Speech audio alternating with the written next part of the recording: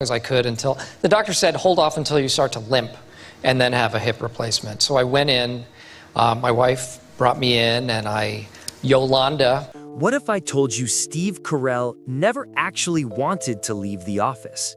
For years, we believed it was his decision, but the truth is far more heartbreaking, and it reveals how one network's silence cost television its beating heart.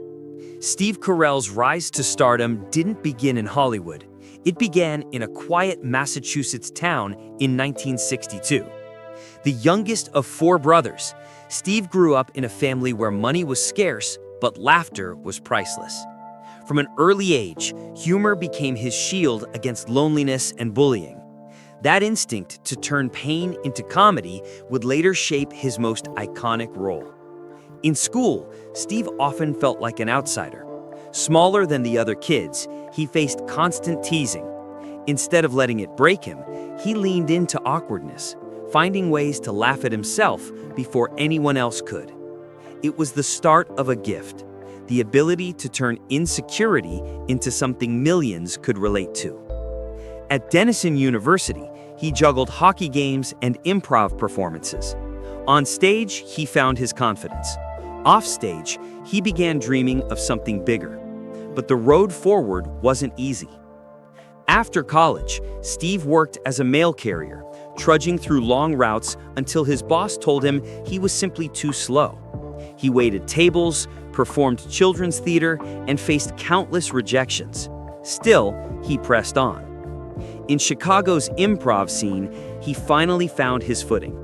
By the late 80s, he was performing with Stephen Colbert and carving out a place for himself.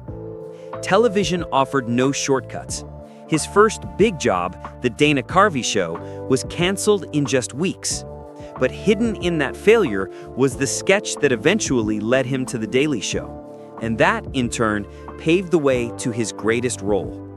When The Office premiered in 2005, it was nearly canceled after just one season.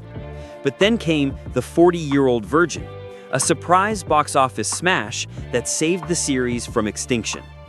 Suddenly, Steve Carell's Michael Scott became the face of a new kind of comedy. Cringeworthy, awkward, but deeply human. The show soared. Awards, critical acclaim, and a devoted fan base cemented its legacy. But as the cameras rolled, something troubling was happening behind the scenes. In 2010, during what seemed like an ordinary BDC interview, Steve casually said Season 7 might be his last. The truth? He wasn't ready to go. He wanted to stay. But the NBC executives never reached out. They never made an offer. Their silence spoke louder than words.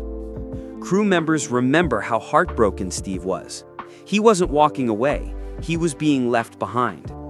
And so the man who carried the show for 7 seasons was forced out, not because he wanted to, but because the network refused to fight for him. The loss was felt everywhere. Fans noticed, the cast noticed, and years later, insiders confirmed what many had suspected. Steve Carell didn't leave the office, he was pushed. Yet his career only grew. With Foxcatcher, he stunned audiences as a chilling, unrecognizable figure, earning an Oscar nomination. As the voice of Gru, he gave life to a character adored by children around the world. And in his personal life, he remained grounded, married to his wife Nancy, raising 2 kids, and even running a small-town general store. Then, in 2013, came the moment fans will never forget: the wedding of Dwight and Angela. Out of nowhere, Michael Scott walked into the room. The tears, the laughter, the emotion. It was Steve Carell's unspoken gift to the audience, a final bow that no one saw coming. From bullied kid to comedy icon, from heartbreak to redemption, Steve Carell's story proves that even when the industry turns its back, true talent always shines through. If you enjoyed this story, don't forget to subscribe to Golden Age Stars for more timeless Hollywood tales.